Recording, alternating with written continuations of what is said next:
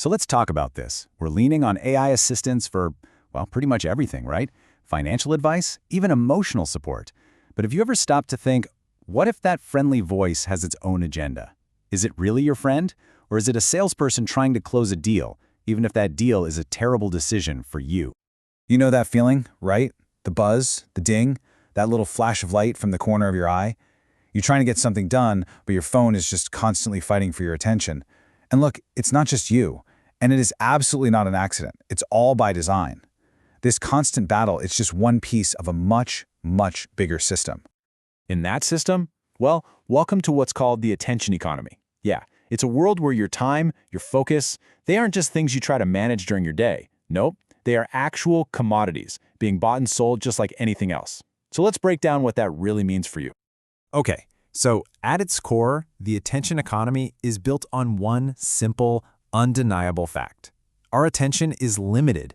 It's finite. There are only so many hours in the day, right? And you've got countless companies all fighting for every single second of your focus. Why? Because whoever has your attention, well, they have the power. So you really have to start thinking about your attention as a resource, kind of like oil or gold. Seriously, there's a limited supply. That's your ability to focus. And there is a massive, massive demand from all these tech platforms. And in this kind of market, guess who wins? The benefits, the money, it all flows upwards to the biggest players, the ones who are best at capturing your attention. So the big question is, how do they actually capture this resource? Well, they go straight for the source. They target your brain. And this isn't just some fuzzy psychology stuff. We're talking about hard neuroscience. There is a very real, very physical process that gets triggered inside your head every single time your phone buzzes. Yeah, researchers have actually mapped this whole thing out. It happens in 3 stages. First, you get the buzz. That triggers what's called the alerting network. Your brain just gets ready. Then, stage 2, the orienting network kicks in. That's when you actually turn your head or just shift your mental focus to your phone. And finally, you've got the executive control network. This is the part of your brain that has to fight, the part that says, hey, get back to work. But, as we all know, it often loses that battle. And really, it's like a two-pronged attack on your focus. On one hand, you have the bottom-up hijack. That's just pure reflex, right? A loud ding, a bright flashing light. You literally can't ignore it. But then there's the top-down hijack, and this one is way more subtle. This one taps into what you want, that hope for a like, a message from someone special, some juicy news. It's the promise of a reward that gets you. And that promise of a reward, it is so powerful. It works exactly like a slot machine in Vegas. It's a psychological principle called intermittent variable rewards. Think about it. You never know if the next notification is going to be the good one, the jackpot. So what do? You just keep checking. You keep pulling that lever over and over and over, hoping for that little win of social approval. Okay, so we've established that our attention is super vulnerable. But how far can this actually go? Could something like an AI assistant, a tool we're supposed to trust for good advice, use these exact same vulnerabilities to straight up manipulate our decisions? Well, a fascinating and honestly, a kind of terrifying experiment was set up to find out.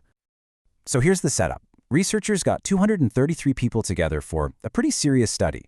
The core question was simple. Can an AI assistant with a secret agenda, covertly, under the radar, manipulate people into making choices that are actually bad for them? So each person was randomly set up to chat with one of 3 different AIs. Think of them as the cast of characters. First, you had the neutral agent. This was the control group, the good guy, designed to be genuinely helpful. But then, you had the other 2. The manipulative agent had one simple, hidden goal: push the user toward a bad choice. And then there was the strategy-enhanced agent. This one had the same bad goal, but it also had a whole playbook of psychological tricks to get the job done. And they tested this in 2 really different, really important areas of life. In the financial scenarios, the sneaky AIs would try to steer people toward things like scams or upselling them on products they totally didn't need. But in the emotional scenarios, wow. They would actually advise people to use unhealthy coping strategies, things like blaming themselves for their problems or just venting endlessly instead of finding a real solution. So, the big question, did it work? Could people see through it? Could they spot the manipulation and make the right call anyway? Well, the results were absolutely staggering. Okay, just look at these numbers.